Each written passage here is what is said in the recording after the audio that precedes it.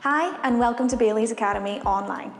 Today, we're going to focus on bean-to-cup machines. We're going to learn about their daily use, cleaning, and some troubleshooting tips. First, let's look at the types of machines we encounter. Today, we are using a fully auto machine, which has a milk fridge to steam the milk automatically, and the option of a steam wand to steam your milk manually. If you don't have a milk fridge, all the milk for your drinks will need to be steamed manually. The great thing about these machines is that they're very user-friendly. If you're using a fully auto machine, it's as simple as pressing a button. If you're using the semi-auto machine, you press the relevant button for the beverage you are making. Americanos and espresso will still be dispensed automatically. If it's a milk drink, you will steam the milk to the appropriate texture for the drink ordered. For example, a cappuccino should have rich, foamy milk.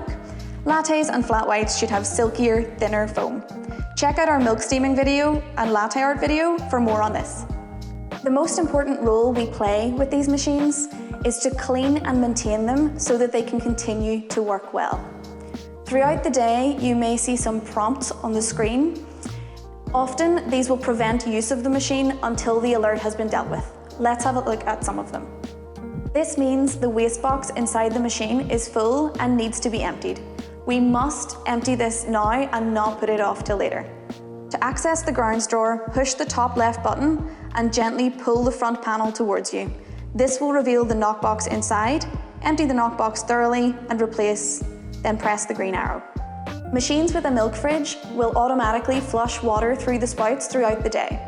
It will alert you before doing this, so if you see the milk flushing alert, just make sure to keep hands away from the spouts until it has finished doing this. The machine will also prompt you when it needs a refill of coffee or milk. Make sure to only fill the hopper with enough coffee for the day's use, as coffee that sits in the hopper for longer than a day will begin to go stale, it will taste kind of flat, and it will lack crema.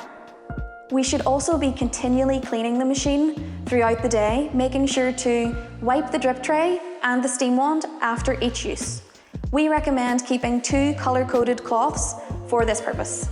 At the end of every day, we must complete a cleaning cycle, but before we get started, you will need the following things: cleaning tablets, Rinsa milk cleaning fluid, the cleaning bin for the milk fridge, and a cleaning brush set. To access the cleaning cycle, press and hold the 3 lines in the top right corner. Select the cleaning option from the drop-down menu. Occasionally, this button will be missing, in which case you can access the cleaning cycle by pressing and holding the logo in the top left corner. Always select Combi Cleaning. Combi rinsing is only for water, not detergent.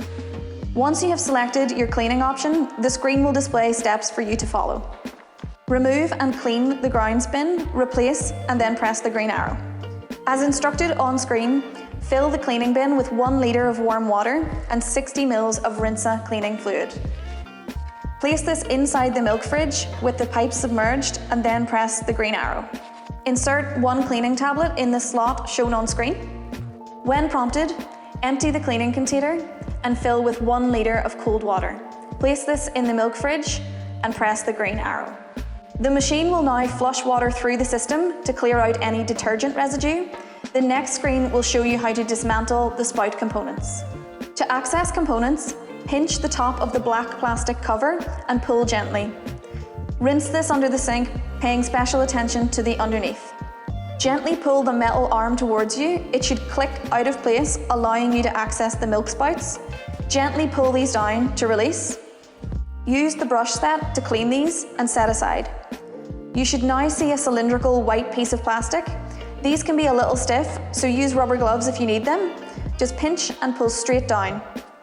Remove the smaller piece and use the metal cleaning tool to ensure the small holes are clear of any milk residue or blockages. Remove the coffee spouts by pulling the black casing away gently. Rinse this thoroughly under the tap. Replace these components in reverse order and press the green arrow. The machine will do 1 last automated rinse. Remove the milk cleaning container and put the milk container back in with its pipe submerged. When finished, you will see this display. If you're using a semi-auto machine, you will not have the milk components to clean, but you should still access the coffee components and clean these in the same way. The machine casing and screen should be sanitized at least once per day. You can use the touch cleaning option to clean the screen without triggering any buttons. So long as we keep these clean and well maintained, the machines will continue to dispense reliably delicious coffee every day.